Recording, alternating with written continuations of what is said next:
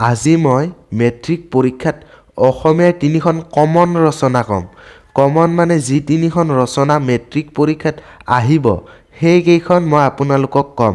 আৰু যদি আপোনালোকে কিদৰে ৰচনা লিখে বা কিদৰে ৰচনা লিখিলে ফুল মাৰ্কছ পাব পাৰি সেই বিষয়ে জানিব বিচাৰিছে তেন্তে ভিডিঅ'টোৰ ডিছক্ৰিপশ্যনত লিংক দিয়া আছে, সেই লিংকটোত ক্লিক কৰি আপুনি জানিব পাৰিব। আৰু যদি আপোনালোকে এতিয়ালৈকে মোৰ চেনেলটো ছাবস্ক্ৰাইব কৰা নাই তেন্তে কৰি লওক, কাৰণ ইয়াত মেট্ৰিক পৰীক্ষাত কিদৰে নম্বৰ পাব পাৰি সেই বিষয়ে আলোচনা কৰা হয়। এতিয়া জানক এইবাৰ মেট্ৰিক পৰীক্ষাত অসমীয়াত কোনকেইখন ৰচনা আহিব। প্ৰথম ৰচনাখন আহিব তোমাৰ প্ৰিয় সাহিত্যিক, দ্বিতীয়খন আহিব বিজ্ঞানৰ অৱদান আৰু তৃতীয় ৰচনাখন আহিব অসমৰ প্ৰাকৃতিক সৌন্দৰ্য।